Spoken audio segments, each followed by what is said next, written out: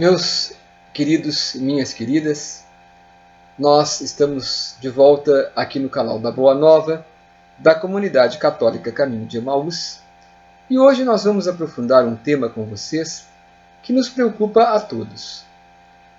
A pergunta é a seguinte: por que nos deparamos com tantos bancos vazios dentro das nossas igrejas cristãs? Bom, uma resposta nos vem de imediato. É óbvia. As pessoas não têm Deus como prioridade em sua vida. Detalhando melhor, Deus não faz parte do programa das pessoas atualmente. Isto é uma evidência. Faz parte o futebol, faz parte a mateada na praia, faz parte o pedal que está na moda, faz parte jogar tênis no clube, excursionar no fim de semana, ir para a casa dos amigos, ir para a balada, mas Deus não está no programa das pessoas. Bem, nós não podemos colocar aí um ponto e encerrar a questão, porque se fizermos isto, nós estamos perdidos como igreja, como cristãos e como fé, sobretudo como fé. Nós temos que colocar aí reticências. Temos que continuar debatendo e discutindo esse tema. Por que há tantos bancos vazios dentro das igrejas cristãs?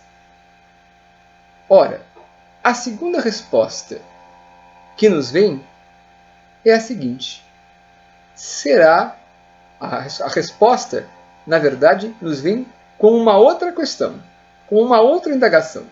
Será que nós estamos vivendo realmente o que pregamos?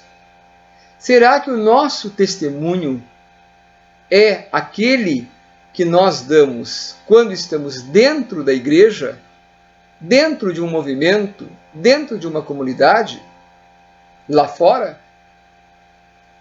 Ou nós estamos vivendo uma coisa dentro da igreja, dentro da comunidade, dentro do movimento, e lá na rua, na sociedade, nós estamos sendo uma pessoa diversa daquela da igreja, daquela da comunidade, daquela do movimento. Então, se nós estamos sendo uma pessoa diferente nas ruas, nós estamos, é claro, dando um contra-testemunho às pessoas. Eu costumo muito comparar, pode ser, num primeiro momento, uma comparação um pouco esdrúxula, mas eu costumo comparar a igreja a um restaurante. Nós, por anos a fio, frequentamos um restaurante X. Por quê? Porque o restaurante é bom. Por que o restaurante é bom?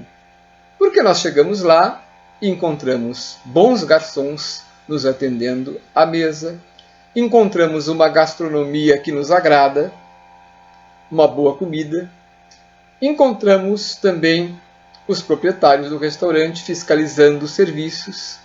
Então nós fazemos propaganda daquele restaurante. Nós levamos amigos nossos àquele restaurante. E os amigos nossos fazem propaganda aos amigos deles. E mais gente vai àquele restaurante. E muitas vezes, quando nós vamos lá, nós temos que enfrentar uma fila de espera para conseguir uma mesa. Com a igreja acontece a mesma coisa. Nós temos que ter, dentro da nossa igreja, da nossa comunidade, do nosso movimento, um comportamento de acolhida. Mas não só dentro, mas fora do movimento, da comunidade e da igreja a que nós pertencemos. O nosso testemunho tem que adequar-se às ruas, aos ambientes em que nós frequentamos, nos nossos estudos, nas nossas faculdades, nas nossas escolas, na nossa família. Muitas vezes eu ouço de algumas pessoas, de alguns jovens, que vivenciaram uma experiência de 3 dias em um retiro, dentro de um movimento X ou Y, e depois me dizem o seguinte: olha, passou-se 1, 2 semanas, 1 mês, e aquela pessoa que estava lá dentro pregando, dando uma belíssima palestra, cheia de figurações, ilustrada, com lá o data show mostrando,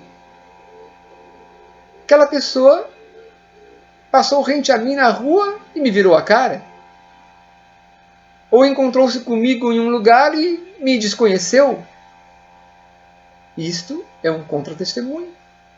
Porque nós, então, desempenhamos um papel lá dentro, mas quando chegamos fora, na comunidade, na sociedade, somos uma pessoa diferente daquela que estava lá dentro, pregando. A nossa pregação é uma, mas o nosso agir é outro. Pior contra-testemunho não há. Nós temos que ter, dentro da nossa igreja, acolhida. E essa acolhida não é somente com o padre, com o pastor, na porta, na soleira da porta da rua da igreja, recebendo os fiéis. Não é só com os diáconos e os ministros, ali do lado de fora, dando um sorriso às pessoas que adentram a igreja. Não é só na hora do abraço da paz, não é só naquele momento em que rezamos o Pai Nosso de mãos dadas, que nos emocionamos com a música, com o cântico tocado e cantado, na hora da ação de graças. Muito mais além. Nós temos que acolher as pessoas com a nossa vida, com a nossa experiência de vida. Nós temos que acolher a pessoa com o nosso agir. Nós temos que recolher as pessoas do lixo em que elas hoje estão acostumadas a viver. As pessoas estão acostumadas a viver sem Deus. E quando nós nos acostumamos a viver sem Deus, nós nos acostumamos a viver no meio do lixo do mundo. Então, neste tempo de Quaresma, vamos repensar como estamos vivendo. E aqui eu abro um parêntese. Muitas vezes, nós vivemos dentro da própria igreja, dentro do próprio movimento, dentro da própria comunidade, um papel mascarado. Porque nós, lá no íntimo, estamos cheios de coisas mal resolvidas com nós próprios e com os nossos irmãos.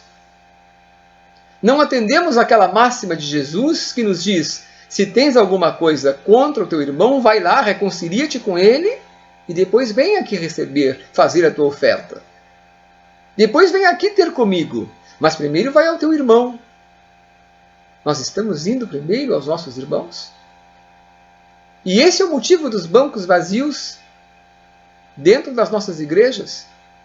Porque nós pensamos e julgamos que essas pessoas muitas vezes são ignorantes.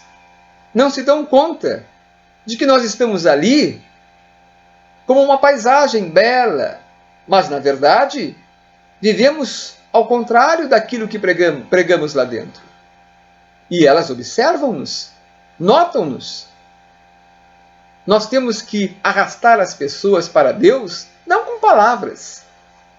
Não porque passamos 3 dias enclausurados dentro de um movimento, dentro de uma comunidade, dentro de um grupo de oração, porque fomos convidados para dar uma palestra em um curso de batismo, de crisma, de noivos.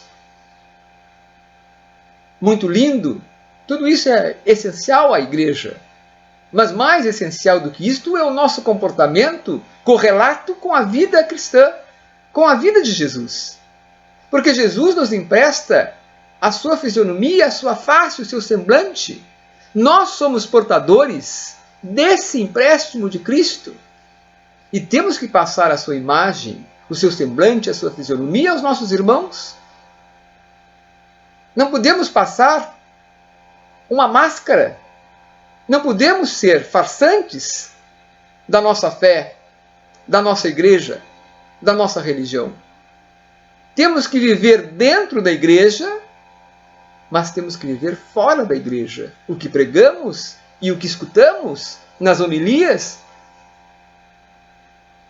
os sacerdotes e os pastores também têm que viver dentro da igreja o que pregam em suas homilias fora da igreja. E nós temos que, sobretudo, estarmos sempre de prontidão a dar um sim ao nosso irmão, buscá-lo, caminhar com ele, escutá-lo, visitá-lo, não esquecê-lo, jamais marginalizá-lo, preteri-lo, porque isto não é coisa de Jesus, porque isto não é coisa de Deus, porque isto é contra testemunho. Jesus disse: vede como eles se amam. Eu, uma ocasião, disse em uma palestra que fiz que todas as igrejas cristãs deveriam colocar em suas fachadas: vede como eles se amam verdadeiramente. E as pessoas veem como nós não nos amamos, como nós não nos respeitamos, como nós não nos queremos bem dentro das nossas igrejas, das nossas comunidades e dos nossos movimentos. Nós não nos queremos bem. Nós não nos amamos, nós não nos respeitamos. E automaticamente estamos também desrespeitando a Cristo e aos seus ensinamentos e aos seus mandamentos supremos de amor. Portanto, nessa quaresma, é um momento adequado a que nós façamos essa introspecção e nos perguntemos como está sendo o nosso comportamento dentro da igreja e fora da igreja. Estou sendo realmente acolhedor? Estou dando acolhida ao meu irmão? Estou sendo franco e sincero com o meu irmão? Estou passando ele o espelho que é Deus? E estou sendo, por conseguinte, reflexo desse espelho? Ou, ao contrário, eu estou sendo uma imagem distorcida de Deus? O rosto que Jesus me empresta, eu o desfaço quando dou ao meu irmão um falso testemunho de vida. É um momento adequado para que cada um de nós pense realmente na sua conduta, no seu comportamento e no seu testemunho de vida. Porque não são as palavras que arrastam as pessoas a Deus, mas são as nossas atitudes. São as nossas obras.